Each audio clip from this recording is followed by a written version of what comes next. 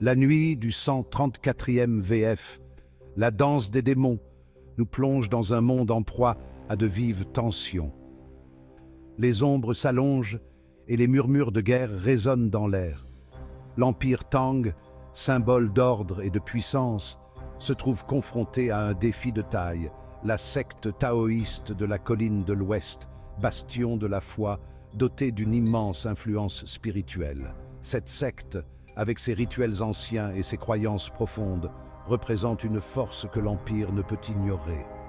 Ces deux entités, habituées à la domination, s'affrontent dans une lutte pour la suprématie. Les armées se préparent, les généraux élaborent des stratégies et le monde retient son souffle. L'Empire, fort de ses légions et de ses lois, cherche à imposer sa volonté. Les soldats, disciplinés et déterminés, avancent avec une précision implacable, prêts à écraser toute résistance.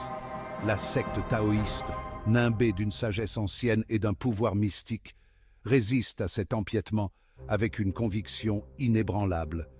Les prêtres, dans leurs robes sacrées, invoquent des forces ancestrales pour protéger leur sanctuaire.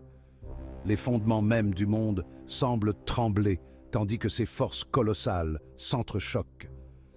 Les tremblements de terre et les éclairs illuminent le ciel, symbole de la bataille titanesque en cours. Au cœur de ce conflit se trouve une question fondamentale qui détient véritablement le mandat du ciel. Les anciens écrits et les diagrammes célestes sont scrutés pour trouver des réponses. L'empereur, descendant des dragons, estime que son droit de régner est absolu, décrété par le cosmos lui-même. Il contemple son royaume, convaincu de sa destinée divine. Les taoïstes, cependant, perçoivent une obscurité grandissante au sein de l'Empire, une corruption qui menace de démanteler l'ordre naturel.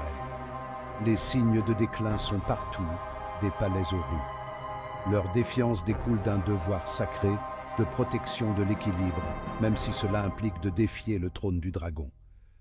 Les moines, en position défensive, sont prêts à tout pour préserver leur foi. Dans ce chapitre, les lignes de bataille sont tracées et le destin du monde est suspendu à un fil précaire.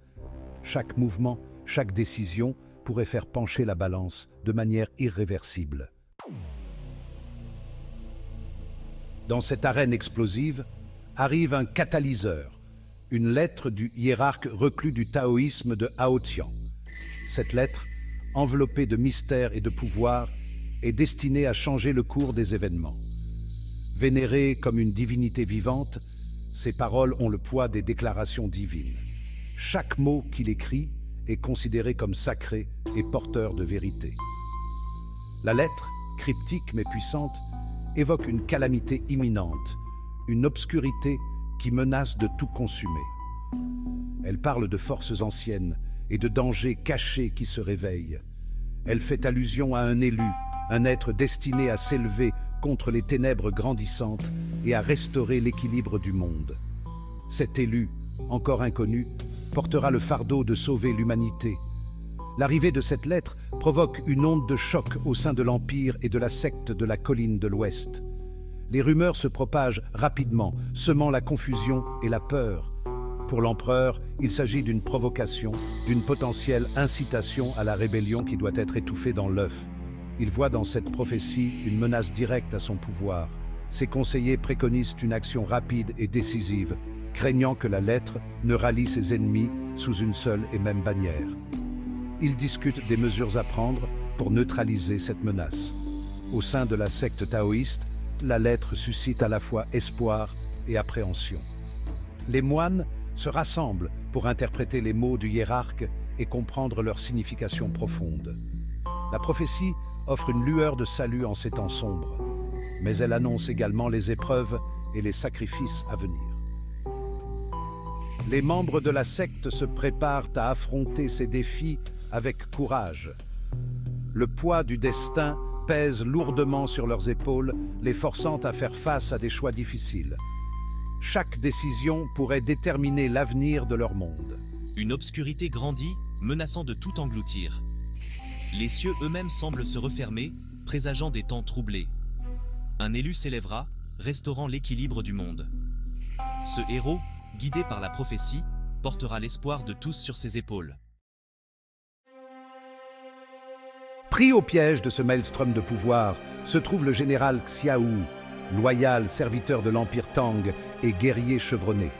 Depuis des années, il a combattu avec bravoure et honneur, gagnant le respect de ses hommes et de ses ennemis.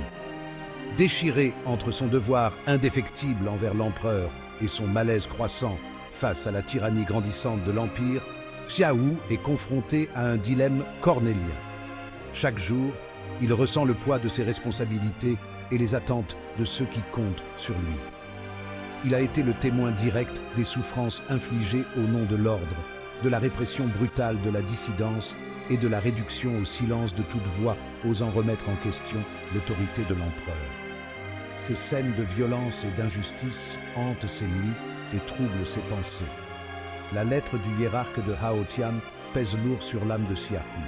Chaque mot résonne avec une vérité qu'il ne peut plus ignorer, une vérité qui remet en question tout ce qu'il a toujours cru. Il voit la vérité dans ces mots, reconnaît l'obscurité grandissante et sent le vent du changement souffler sur le pays. Les visions d'un avenir différent, plus juste, commencent à prendre forme dans son esprit. Sa loyauté, autrefois inébranlable, commence à se fissurer sous le poids de sa conscience. Les doutes s'insinuent et il se demande s'il peut continuer à servir un empire qu'il ne reconnaît plus. Dans un moment de résolution déchirante, Xiahou choisit d'honorer sa conscience plutôt que son devoir. Il sait que cette décision pourrait tout changer, mais il est prêt à en assumer les conséquences. Je vois la vérité dans les paroles du hiérarque. Ces mots résonnent en moi comme un écho de mes propres pensées. Les ténèbres sont réelles et le changement est à nos portes. Nous ne pouvons plus fermer les yeux sur ce qui se passe. Je dois honorer ma conscience, même si cela signifie renoncer à mon devoir. C'est un sacrifice nécessaire pour un avenir meilleur. En cet instant crucial, le sacrifice de Xiahou devient un phare d'espoir. Sa décision courageuse inspire ceux qui l'entourent, et un témoignage de la puissance de la conscience sur le devoir. Son acte de bravoure montre que même dans les moments les plus sombres, la lumière de la vérité peut guider le chemin.